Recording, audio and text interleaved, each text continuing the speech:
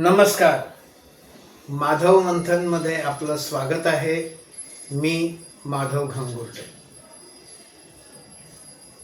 वर्तमान सरन्यायाधीश भूषण गवई यांच्या मातोश्री श्रीमती कमलाबाई गवई या अमरावती येथील संघाच्या विजयादशमीच्या उत्सवात उपस्थित राहण्यावरून पुष्कळ गदारोळ माजला. खरं तर माजवला गेला असं म्हटलं पाहिजे. आधी बातमी आली विजयादशमीचा संघाचा अमरावतीचा जो उत्सव आहे, कार्यक्रम आहे, तो 5 तारखेला व्हायचा आहे आणि त्या कार्यक्रमामध्ये प्रमुख अतिथी म्हणून कमलाबाई गवई उपस्थित राहणार अशी बातमी आली. अशी बातमी आल्यानंतर काही जणांची कमलाबाईंची टीका केली संघाच्या कार्यक्रमात जाणार म्हणून. नंतर दुसरी बातमी आली. ती बातमी अशी आली की कमलाबाई गवईंनी असं म्हटलं की मी आंबेडकरवादी आहे आणि मी या कार्यक्रमाचं निमंत्रण स्वीकारलेलं नाही आहे. जे लोक श्रीमती कमलाबाईंची टीका करत होते ते आता कमलाबाईंचा उदो करायला लागले. कारण त्यांनी स्वतःला आंबेडकरवादी म्हटलं, संघाच्या कार्यक्रमाला जाणार नाही आहे असं म्हटलं आणि हे संघाचं षडयंत्र आहे असं म्हटलं. अशी बातमी आली. नंतर आणखीन एक जुना संदर्भ बाहेर आला. तो संदर्भ होता श्रीमती कमलाबाईंचे पती न्यायमूर्ती भूषण गवईंचे पिताश्री रासू गवई हे 1981 सालच्या नागपूरच्या संघाच्या तृतीय वर्षाच्या वर्गाच्या जाहीर समारोपात प्रमुख पाहुणे म्हणून आले होते. इथे आणखीन एक विशेष सांगावंसं वाटलं की ते एका विशिष्ट पार्श्वभूमीवर तिथे आले होते.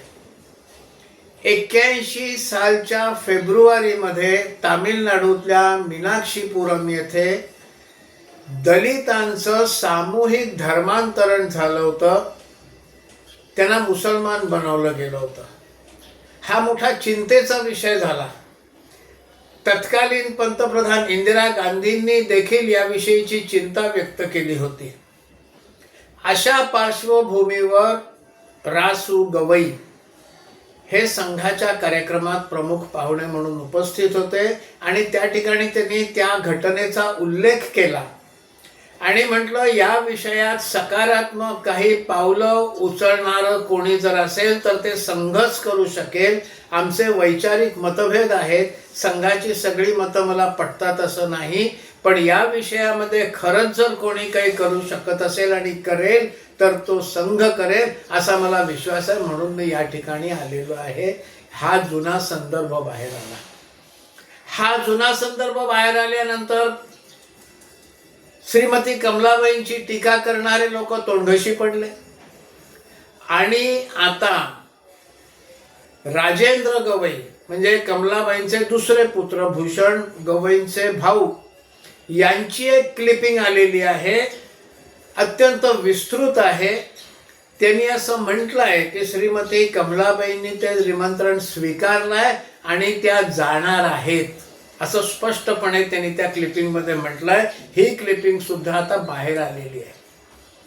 ते एवढंच बोलून थांबले नाहीत. त्यांनी दलित चळवळीतले आणखीन एक मोठे नेते राजाभाऊ खोब्रागडे यांच्याही नावाचा उल्लेख केला आणि म्हणाले ते देखील संघाच्या कार्यक्रमांना जाऊन उपस्थित राहिलेले आहेत. रासू गवई आणि राजाभाऊ खोब्रागडे हे दलित चळवळीतले अत्यंत मोठे कार्यकर्ते होते आणि ते दोघेही वेगवेगळ्या वेळेला संघाच्या कार्यक्रमांमध्ये उपस्थित राहिले होते. त्याचा उल्लेख राजेंद्र गवईंनी केलेला आहे. त्यांनी पुढे असं म्हटलं की भारतीय जनता पक्षाचे ज्येष्ठ नेते माजी पंतप्रधान अटल बिहारी वाजपेयी यांचे आणि रासू गवईंचे अत्यंत मैत्रीपूर्ण संबंध होते. दोन मित्र जसे एकमेकाला एकेरी हाक मारतात, अरे तुरे करून हाक मारतात, तसे ते एकमेकांना हाक मारायचे. हेही त्यांनी त्या क्लिपिंग मधले ती आठवण दिलेली आहे. पार्लमेंटरी डेलिगेशन्स, संसदीय शिष्टमंडळ ही विदेश दौऱ्यांवर जायची पद्धत जुनी आहे. आणि त्यांनी अशा एका शिष्टमंडळाच्या प्रवासाचं देखील वर्णन केलं आणि सांगितलं अटल बिहारी वाजपेयी त्यावेळेला ते विरोधी पक्षात होते आणि रासू गवई यांना एकच खोली मिळाली होती राहायला.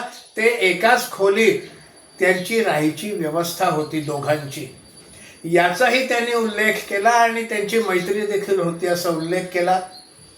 अटल बिहारी वाजपेयी जेव्हा प्रधानमंत्री झाले तेव्हा रासू गवईंनी मात्र त्यांच्या विरोधात मत दिलं, कारण तिथे वैचारिक मतभेद होते म्हणून. पण अटल बिहारी वाजपेयींनी नंतर त्यांना म्हटलं, तुम्ही जरी माझ्या विरोधात मत दिलं असलं तरी बाबासाहेबांना मी मानतो, त्यांचा आदर करतो आणि त्यामुळे दीक्षाभूमीला लागणारा निधी, अटल बिहारी वाजपेयी तेव्हा पंतप्रधान होते, दीक्षाभूमीला लागणारा निधी हा सरकारकडनं आम्ही देऊ. म्हणजे वैचारिक मतभेद वेगळे, बाबासाहेब आंबेडकरांविषयीचा मनातला आदर वेगळा, मैत्री वेगळी. पण आज वैचारिक मतभेद म्हणजे शत्रुता मानली जाते आणि या शत्रुतेतूनच कमलाबाई गवई या त्या कार्यक्रमाला येणार आहेत, नंतर येणार नाहीत म्हणून चुकीची बातमी. या सगळ्यामध्ये एकदा कमलाबाईंचा उदो केला, नंतर त्याची टीका केली आणि समाज माध्यमांवरनं जी टीका आलेली आहे विरोधकांकडनं, अत्यंत खालच्या पातळीचे शब्द वापरलेले आहेत. ते इथे बोलता देखील येणार नाही, त्याचं उच्चारणही करता येणार नाही, असे शब्द श्रीमती कमलाबाईंबद्दल वापरले गेलेले आहेत. पण आज राजेंद्र गवईंची क्लिपिंग आलेली आहे.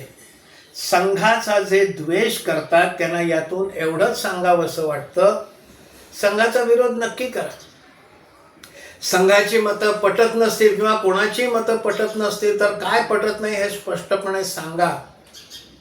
पण अशा खोट्या नाट्या बातम्या पसरवून, कोणी पसरवलं ते येईल सगळं बाहेर.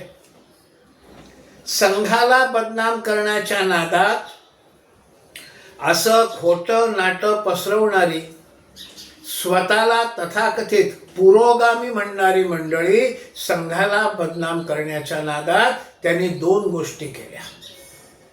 एक तर स्वतः बदनाम झालेच, स्वतःची विश्वासार्हता घालवली, स्वतःचं हसं करून घेतलं, पण मागासवर्गीय समाजाच्या भावनांशी सुद्धा अत्यंत नीचपणे खेळलेले आहेत. संघाला विरोध करा.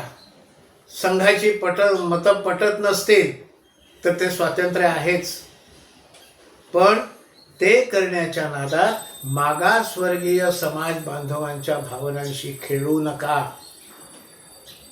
हे विचार जर आपल्याला पटले असतील तर कृपया लाईक करा, शेअर करा.